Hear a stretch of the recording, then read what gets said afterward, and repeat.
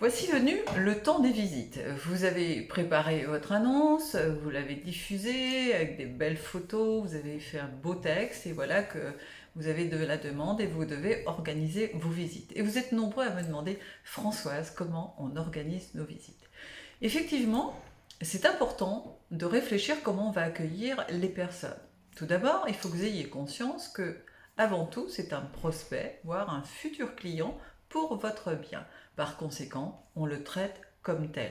Ce n'est pas l'ami de la famille, c'est pas le pote du village. Autrement dit, on se vous voit, on se respecte, on ne les installe pas dans le canapé pour taper une bavette. Ils sont avant tout là pour venir voir votre maison. Donc la première chose qu'ils vont faire lorsqu'ils vont arriver, ils vont vouloir visiter. Réfléchissez bien comment vous allez organiser votre visite, c'est des choses importantes, à savoir par quoi on commence, est-ce qu'on commence par l'extérieur ou l'intérieur ou vice-versa. N'oubliez pas que comme ils sont là pour visiter, si vous vous mettez ou vous placez toujours devant, eh bien ça va être difficile pour eux de visiter les pièces si vous gênez la vision, si vous gênez le fait qu'ils puissent se projeter dans vos pièces. Donc par conséquent, pensez toujours à ouvrir et ensuite vous retirer de manière à les laisser explorer, s'imprégner de vos espaces, c'est très important. Rendez lumineux les pièces. Bien souvent, on laisse les volets fermés ou à demi ouverts parce qu'à cause du soleil, et bien là, ce jour-là, soleil ou pas, on ouvre. Pourquoi? Parce que plus votre maison va être lumineuse, plus ça va donner envie de visiter, ça va donner envie d'acheter, ça va nous permettre de nous projeter. Et ça, c'est très important. Mettez de l'ordre dans toute la maison parce que c'est important. Certes, vous l'habitez, certes, c'est vos souvenirs, vos photos, votre bazar, mais le jour qu'on accueille des gens, eh bien, par respect, on range, on met de l'ordre, c'est propre. Il n'y a pas l'aspirateur qui traîne, il n'y a pas le linge sale qui traîne, il n'y a pas les chiens, les chats partout dans la maison.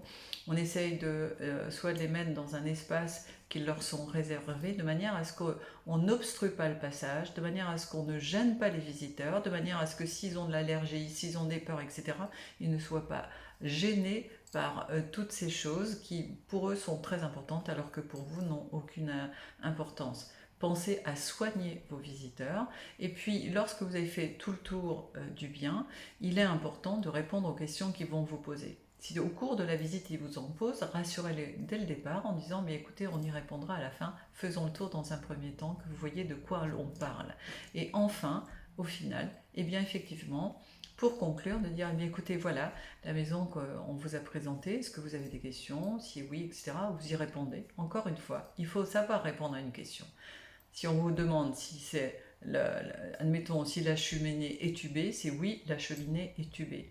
Ah bah oui, non, non, on ne commence pas à raconter son histoire, on en dit le moins possible, on dit les choses justes et vraies, de manière à ne pas noyer dans l'information les futurs acquéreurs et surtout partir sur des sujets qui ne les concernent pas ou qui pourraient vous amener sur un terrain dangereux et qui permettrait de faire chuter la vente. Si vous voulez en savoir plus, comment faire? Eh bien, n'hésitez pas, je suis Françoise Duverne, coach immobilier. Je me ferai un plaisir de vous accompagner si vous avez un bien à la vente. Vous pouvez me joindre au 06 38 294 492. À bientôt!